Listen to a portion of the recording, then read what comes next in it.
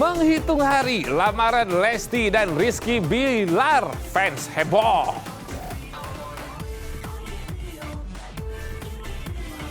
Lagi-lagi di sidang kedua Alvin Al-Larissa mereka absen. Heboh menu kolaborasi BTS di Indonesia.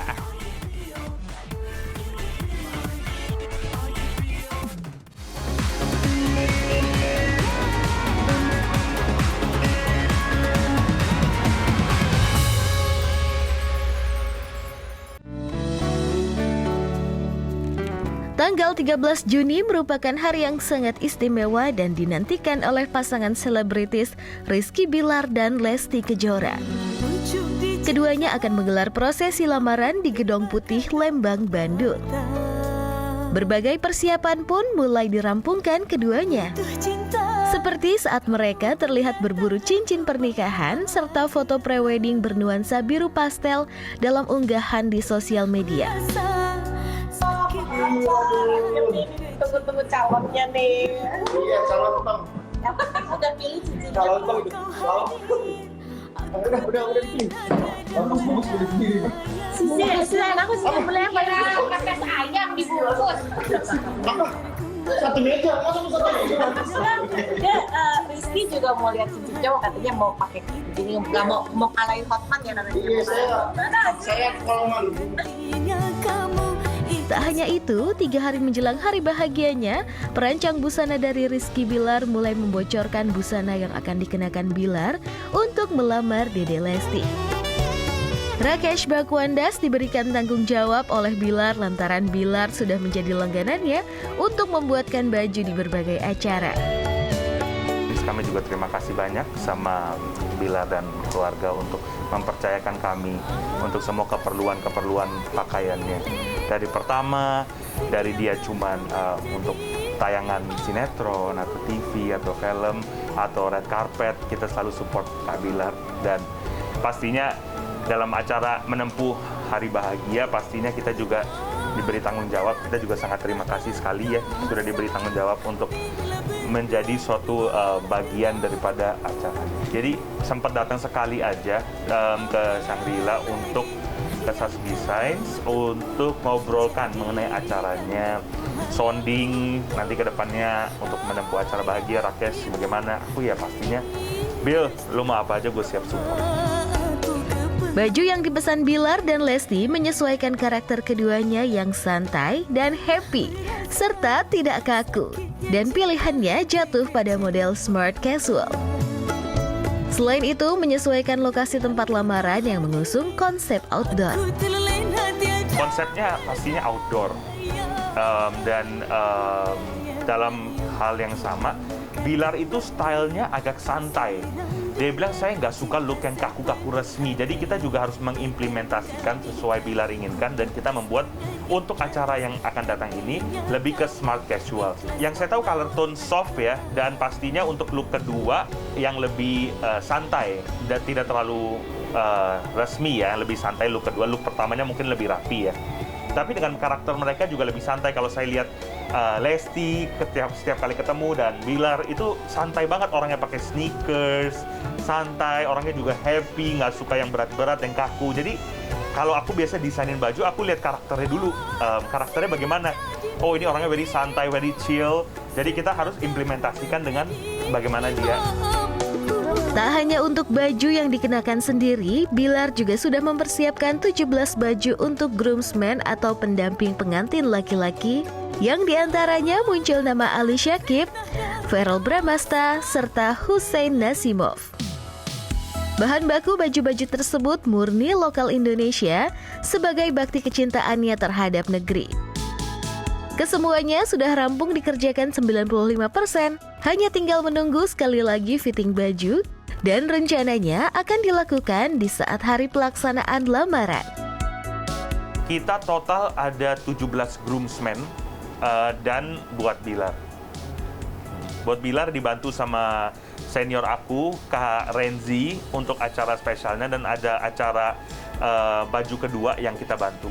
Persiapannya sudah 95%, Cuman sayangnya baju saya sendiri saya belum buat karena Bilar itu kasih segitu banyak teman-teman 17 orang. Wah, jadi saya sendiri buat pakaian sendiri belum kepegang, tapi ya pastinya kita akan terbaik lah.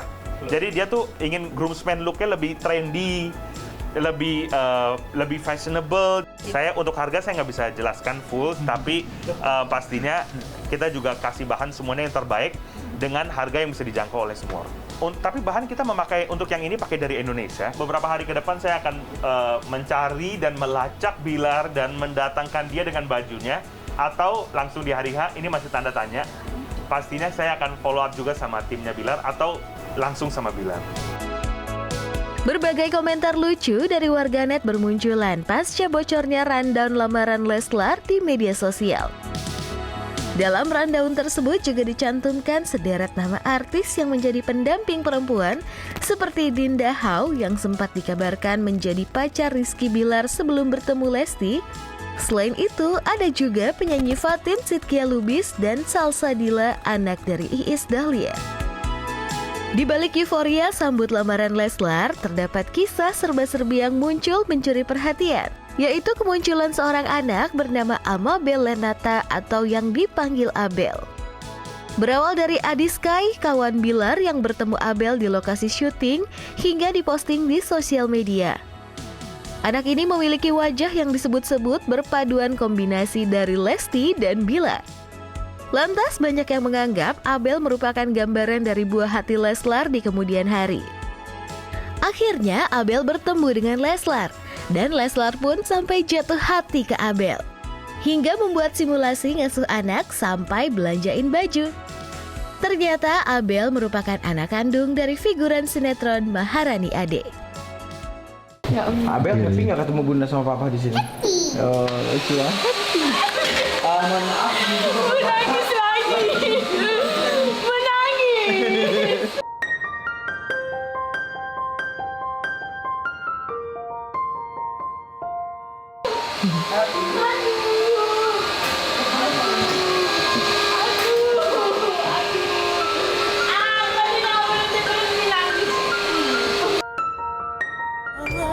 Aku ke penghulu, bawa aku ke penghulu. 10 a.m. in the morning, it's time for me, Robby Purba, giving you all entertainment updates in Selebritas Siang. Ini Abel benar-benar mirip sama Lesti dan Bilar ya. Semoga Lesti sama Bilar secepatnya dapat Abel yang versinya punya kalian berdua, tapi setelah menikah jangan buru-buru dulu ya. Jadi ya memang sih latihan dulu, simulasi untuk punya anak diajak belanja gitu. Aduh lucu banget Abel. Semoga jadi artis besar nanti ya, Nak ya. Oke, persiapan mereka semakin 95%, semakin mendekati 100%. Tadi, mohon maaf, Bang Rakes sudah lama gak buatin aku baju. Kayak yang muda-muda yang dibuatin, dia tua gak dibuatin lagi ya. Anyway, ini adalah persiapan mereka atau mungkin juga perjalanan mereka sebelum ke hari H. Tanggal 23 Mei, foto pre-wedding Adet Minang. Ini sama Oma ya kalau nggak salah ya fotonya ya. 29 Mei fitting baju lebaran bertemu sama yang bertemanya smart casual sama Om Bang Rakes, dan juga ada bocoran rundown lamaran 5 Juni sehingga keluar nama Dinda Hau dan juga Fatin sebagai bridesmaids ya. Dan kemarin hunting cincin nikah tanggal 8 Juni sama Cici Airin, harganya sekitar 30 sampai 50 juta rupiah, dan lamaran tanggal 13 Juni. Hostnya cancel. Robby Purbaya cancel. Anyway, katanya sih nanti itu mereka bakal dapat gelar kebangsaan loh. Wow, dari adat Minang ya kalau nggak salah Indah ya. Alright, dan juga nanti salah satu stasiun TV swasta itu akan mengontrak eksklusif acara akad nikahnya. Wow, angkanya pasti fantastis. Selanjutnya, selalu ketemu di sosmed, berentongnya alias berantemnya di sosmed, tapi di persidangan perceraian nggak pernah ada. Alvin sama Larissa kemana aja sih? Setelah yang satu ini tetap di Selebritas Siang.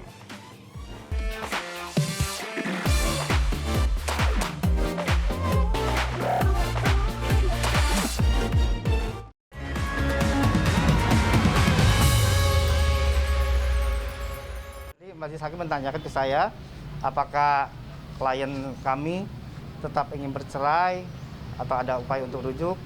Sesuai amanat dari klien kami, beliau menyatakan tetap berlanjut untuk proses perceraian.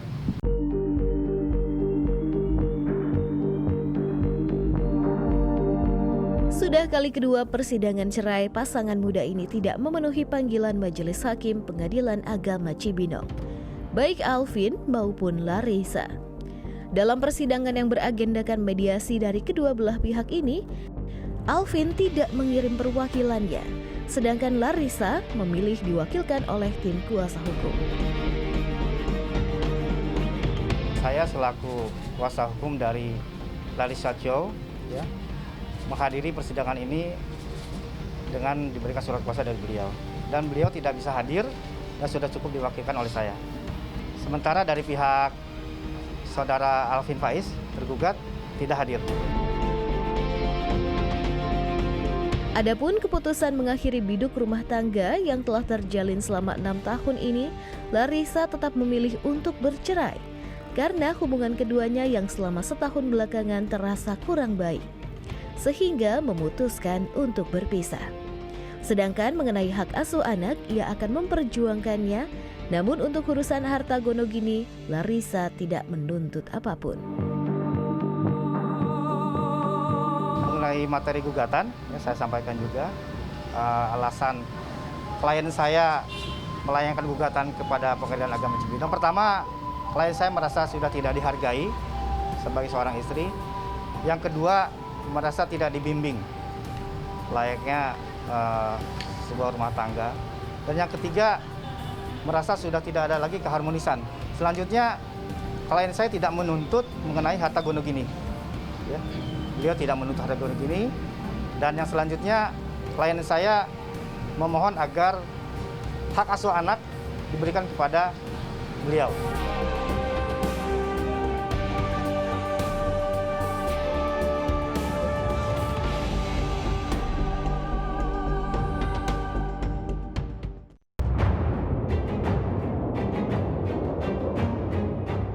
Sidang berikutnya adalah sidang narkoba Jennifer Jill di Pengadilan Negeri Jakarta Barat dengan agenda memperdengarkan keterangan saksi dari pihak jaksa penuntut umum.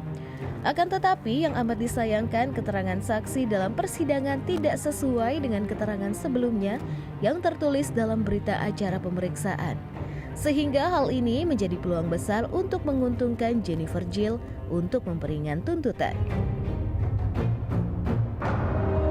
Apa yang disampaikan itu semua berbeda dengan apa yang mereka sampaikan di dalam berita acara pemeriksaan.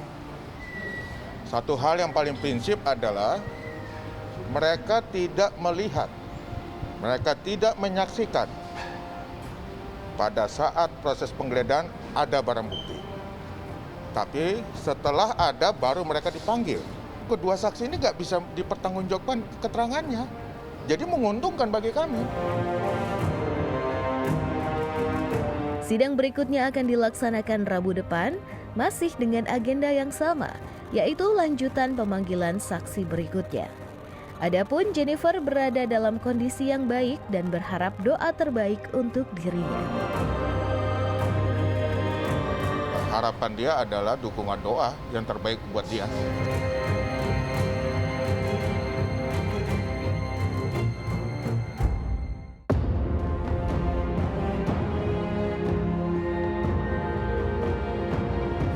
Banget karena dia tuh prioritasnya untuk anak gitu loh. Itu yang bikin aku tuh berarti gua nggak salah pilih ya gitu. Itu sayang banget sama anaknya.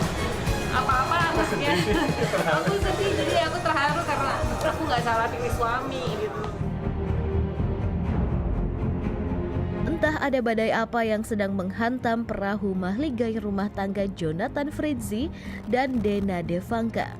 Padahal sebelumnya keluarga mereka selalu terlihat harmonis, bahkan netizen pun mengakuinya. Akan tetapi, sepertinya julukan sebagai keluarga harmonis pun hilang seketika ketika postingan Dena Devanka yang mengisyaratkan keretakan dalam rumah tangganya dan ada kemungkinan untuk bercerai. Pasangan yang menikah pada 27 Mei 2012 ini telah memiliki 3 anak. Keduanya masih belum memberikan keterangan secara pasti mengenai isu keretakan rumah tangga mereka tersebut. Semoga saja hal ini adalah kabar burung belaka, sehingga julukan keluarga harmonis dan suami romantis tetap melekat pada diri mereka.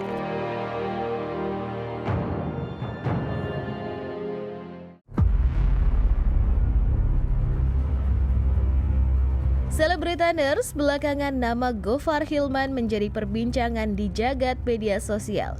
Bahkan masuk dalam deretan trending topik di Twitter. Mantan penyiar radio ini sedang ramai menjadi pembahasan terkait dengan dugaan pelecehan seksual yang dilakukannya pada tahun 2018 lalu. Komentar-komentar hujatan pun berdatangan menyerang Gofar.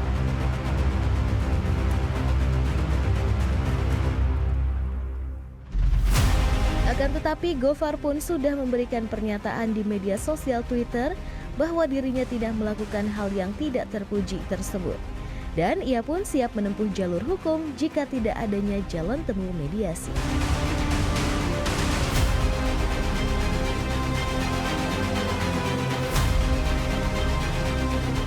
Makin ramai yang merundung Gofar ya. Sampai sekarang memang belum ada bukti nyata berupa video atau mungkin juga foto. Sebagai orang yang pernah kerja bareng sama Gofar, agak kaget sebenarnya mendengarnya ya.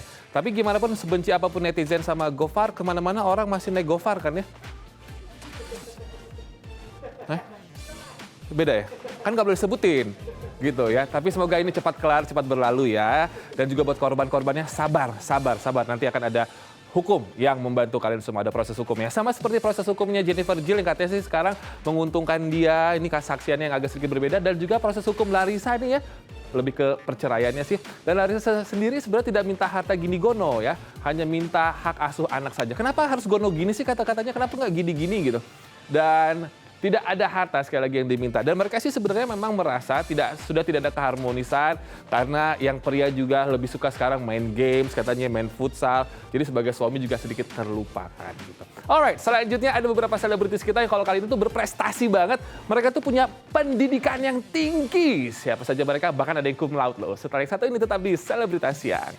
Naik Gofar yuk.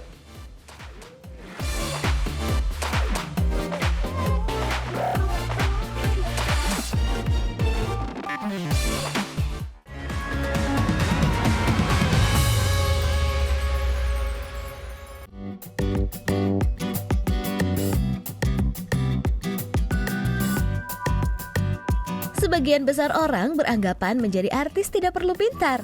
Cukup modal tampang dan percaya diri, bisa sukses di dunia entertainment. Namun anggapan itu ditepis oleh beberapa selebritis di tanah air yang justru punya prestasi cemerlang dan kecerdasan di bidang pendidikan. Bahkan sampai dijuluki artis Indonesia terpintar. Kemampuan akademiknya jauh di atas rata-rata. Mereka membuktikan bahwa kesuksesan bukan karena bermodal tampang saja.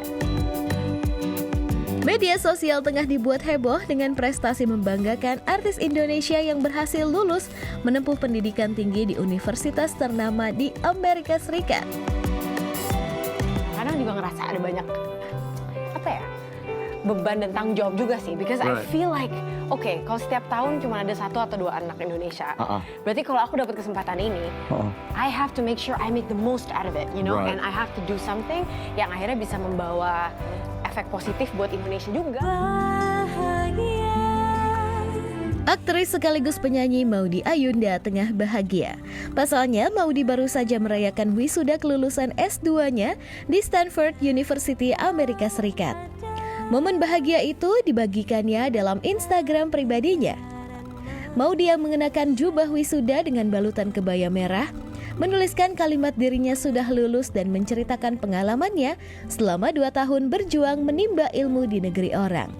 Spontan unggahan tersebut dibanjiri ucapan selamat warganet yang turut merasa bangga. Mengingatkanku betapa ajaib hidup ini, mencari-cari tamu. Yang tak kalah menyorot perhatian warganet adalah busana kebaya yang dikenakan Maudy Ayunda yang ternyata didesain khusus oleh desainer ternama Didit Maulana. Pemilihan warna merah memiliki filosofi penuh semangat.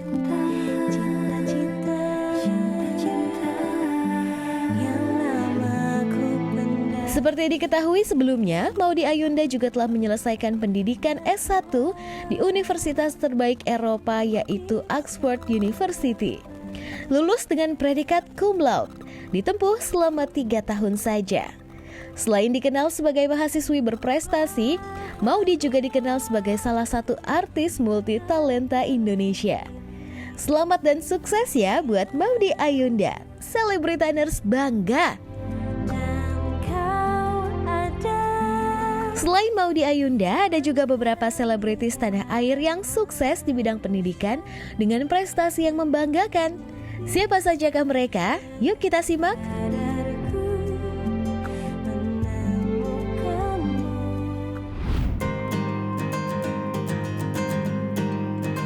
Terkenal karena banyak membintangi film layar lebar, bahkan filmnya selalu meledak di pasaran. Tidak membuat Dian Sastrowardoyo lupa akan pendidikannya. Gelar Magister Manajemen diraih pemeran cinta di film AADC ini dengan predikat cum laude di Universitas Indonesia. Sepertinya Dian Sastro belum puas nih menimba ilmu dan akan terus melanjutkan S3. Panutan banget gak sih Celebritaners?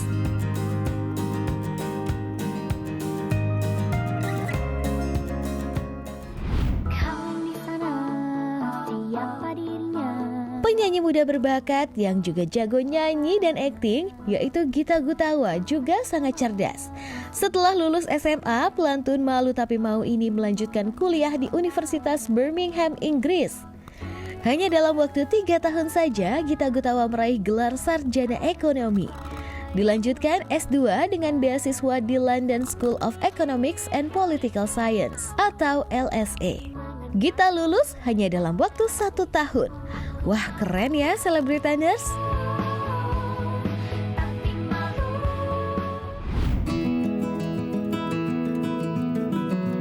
Gak kalah pintar dengan selebritis yang lain, pelantun nuansa bening ini juga telah menyandang 2 gelar akademik. Gelar sarjana diperoleh oleh Vidi Aldiano dengan IPK 3,63 dari Universitas Pelita Harapan, jurusan Teknik Elektro. Kemudian melanjutkan pendidikan S2-nya di University of Manchester, Inggris dengan jurusan Innovation Management and Entrepreneurship dengan gelar master.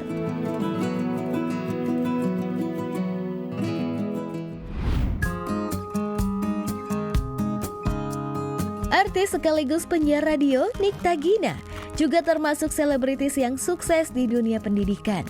Gina lulus dari Fakultas Trisakti dan mendapatkan gelar dokter umum. Bahkan kini dirinya pun sudah resmi menjadi dokter spesialis kandungan setelah menempuh pendidikan lanjutan. Keren ya Celebritaners? Jadi pendidikan itu penting ya buat masa depan kita.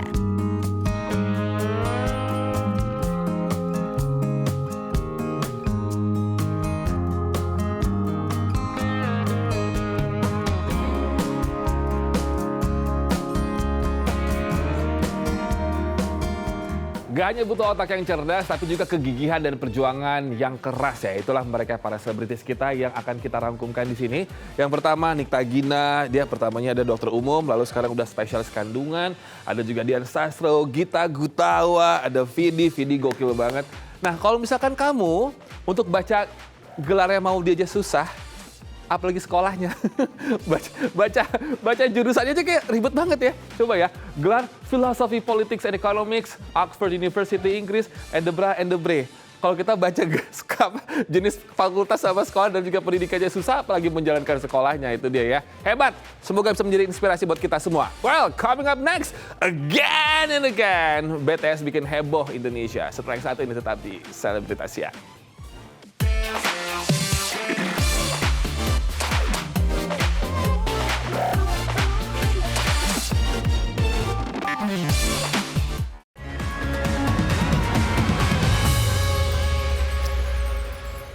Aku pengen ngucapin selamat buat para supplier sama vendor yang buat packaging fast food ini ya, versi BTS ya. Pasti lagi cair banget ya.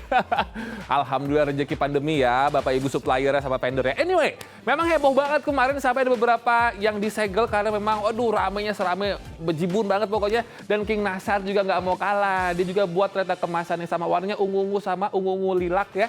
Dan di beberapa marketplace juga ini kemasannya dijual lagi sampai dengan 1 juta, 1.500.000 itu gokil banget sih. Oke, sembari juga aku habis dikasih ke kalian semua video klip terbaru dari Coldplay yang judulnya Higher Power yang first release-nya waktu itu ada di angkasa. Seperti apa video klipnya? Kita akan kembali yang pasti besok jam 10 pagi. Robby Purba pamit dari sekarang. Bye-bye. Have a nice day semua.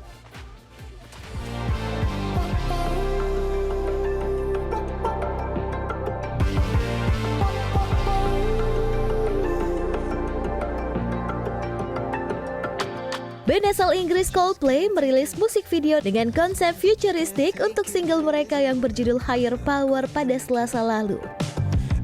Video musik Higher Power ini menunjukkan film fiksi ilmiah pendek berlatar kota masa depan yang hancur, disutradarai oleh sutradara pemenang penghargaan Dave Meyers. Tak hanya itu, terlihat para penari pun muncul di gambar hologram alien menari bersama Chris Martin. Dan penampilan kerennya yang terinspirasi oleh fitur tradisional Korea, di mana para penari tampil mengenakan kacamata, sepatu olahraga warna-warni, dan taksido ramping sambil menari dengan santai, membuat heboh di seluruh dunia dan ditonton jutaan kali di YouTube. Sejak dirilis pada 7 Mei 2021 lalu, sudah ada 6 movie video Higher Power yang diunggah di akun YouTube channel milik Coldplay dengan berbagai kesempatan yang berbeda. Bila aku jatuh cinta, aku mendengar nyanyian. Aktris sekaligus pembawa acara Enzy Storia melebarkan karirnya di industri hiburan tanah air dengan terjun ke dunia tarik suara. Di mana tahun lalu Enzy sempat merilis single debut perdananya dengan mengcover lagu yang berjudul Bila Aku Jatuh Cinta. Lagu yang dipopulerkan oleh Niji. Aku sepenuh hati. Melebarkan sayap ke dunia tarik suara nyatanya membuat Enzy Storia bertumbuh menjadi lebih baik. Terbukti Enzy kembali mengeluarkan lagu terbarunya lewat akun TikTok miliknya @EnzyStorial. Seolah makin percaya diri di dunia tarik suara, wanita berusia 28 tahun ini sempat berusaha mencoba menyanyikan Seriosa bersama penyanyi Isyana Saraswati, serta berduet dengan penyanyi Pamungkas dengan menyanyikan lagu To The Bone di salah satu vlog YouTube miliknya. Ini kita warm up ya. Warm up kesukaan aku itu adalah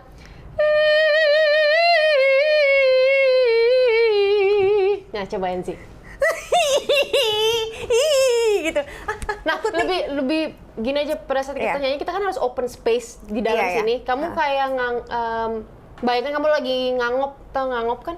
Yawning tau sih? Ngangop. Nguap. Gue mikir ngangop. Tahu kan ngangop? Enggak lagi gitu. Nguap. Yawning ya. Tapi jadi posisi di dalamnya tuh kebuka. Nah, kayak gini deh. Udah, coba kebo. Oh. Nah, sekarang coba.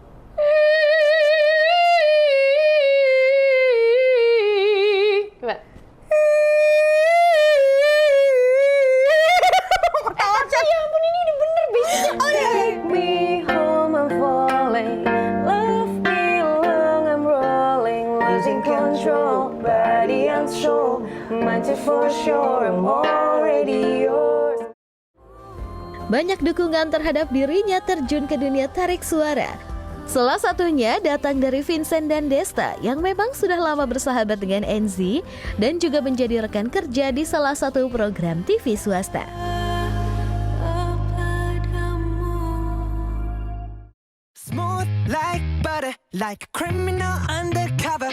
Menu kolaborasi restoran cepat saji dengan boyband BTS resmi diluncurkan di Indonesia pada Rabu pagi.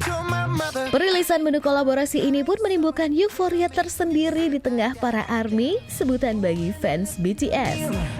Dirilis sejak pukul 11 pagi, BTS Meal berhasil membuat para ARMY menyerbu berbagai gerai restoran tersebut di seluruh Indonesia. Riuh menu kolaborasi BTS ini pun membuat pengemudi ojek online kebanjiran order sebelum peluncuran. Kehebohan juga terjadi untuk menyambut menu spesial tersebut yang sudah ramai diperbincangkan di media sosial. Hebohnya menu kolaborasi BTS ini membuat antrian membludak demi mendapatkan produk tersebut. Selebritas yang berhasil mendapatkan beberapa momen di dua gerai yang berbeda di Jakarta Selatan.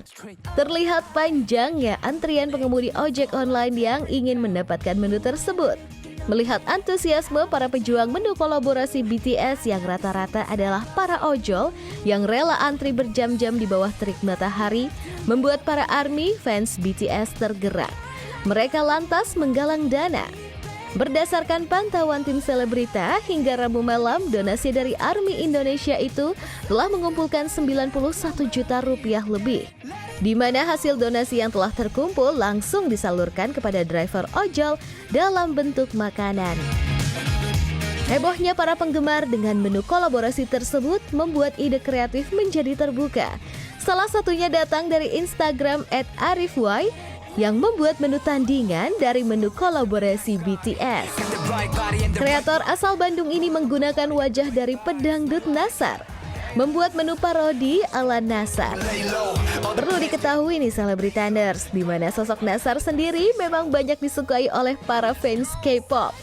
Sebelumnya, para fans K-pop sempat membuat light stick hingga postcard ala Nassar Oppa. Menu tandingan Nassar ini mendapatkan respon positif dari fans K-pop termasuk para ARMY.